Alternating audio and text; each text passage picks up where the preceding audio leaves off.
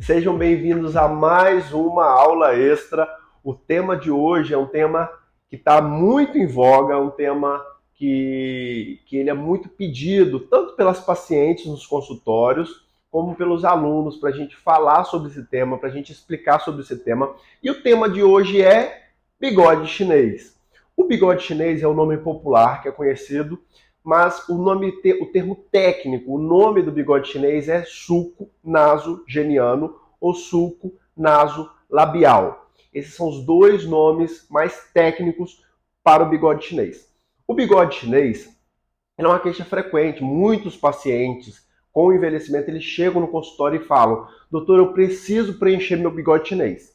Os pacientes eles falam isso porque eles não sabem qual é o motivo que levou você a ter um bigode chinês, eles não sabem qual que é a causa do bigode chinês. E esse é o nosso tema de hoje. Não preencha o bigode chinês se você não conhece o tema da aula de hoje. Então, esse daí é o nosso famoso bigode chinês. O bigode chinês é uma ruga, é uma depressão provocada pela flacidez facial. O bigode chinês ele é uma consequência, não uma origem, não uma causa. A causa é uma causa estrutural. Nós, quando somos jovens, até os 30 anos, nós temos todos os tecidos em cima, reposicionados, gordurinha tudo em cima, não perdemos ainda malar, não perdemos ainda gordura dessa região, o osso ainda não se absorveu, então nós temos o rosto todo em cima, então nós não temos ainda bigode chinês. O problema é, com o envelhecimento, perdemos estrutura óssea, perdemos gordura, há uma frouxidão dos tecidos e dos ligamentos, o músculo fica mais flácido e acontece um despencamento da face, provocando o quê? O aparecimento do bigode chinês e, consequentemente, de um tema que é a marionete, o sulco lábio mentoniano, que seria tema de outra aula. Então, o bigode chinês em si ele é provocado por uma causa estrutural de flacidez e envelhecimento da face. Portanto, se eu tenho uma causa que provocou o bigode chinês, eu não posso fazer o preenchimento dele antes de tratar a causa. E é isso que nós vamos ver na aula de hoje. Então aí nós temos dois rostinhos, tá? Uma M-face totalmente jovem, reposicionada, com colágeno, e outra face envelhecida, provocando o que? Derretimento da face e aparecimento do sulco nasolabial. Então nós precisamos saber que para tratar o bigode chinês, eu não posso preenchê-lo, não de cara. O bigode chinês que vai ser preenchido é depois que eu fiz todos os tratamentos possíveis para tentar solucionar a causa da flacidez, do escorrimento da face, e depois que eu fizer isso, um bigode chinês mais profundo, mais pronunciado, eu vou lá e faço um preenchimento.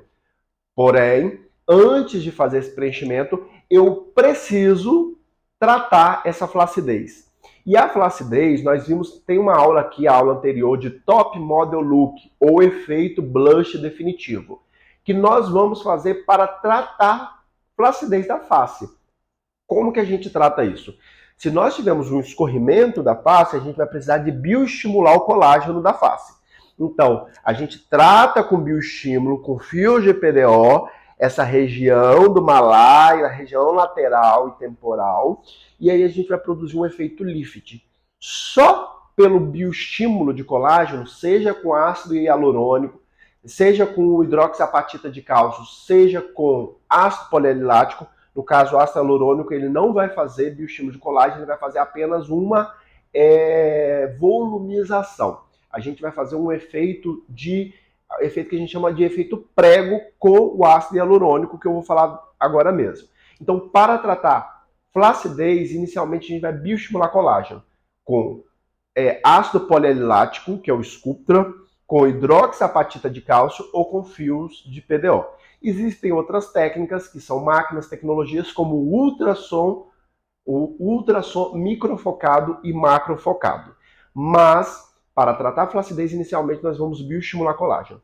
O único fato da gente estar fazendo o bioestímulo de colágeno já vai fazer uma retração dos tecidos, provocando uma diminuição do bigode chinês. Então aí você já vai gastar menos material e às vezes nem vai ser necessário preencher o bigode chinês.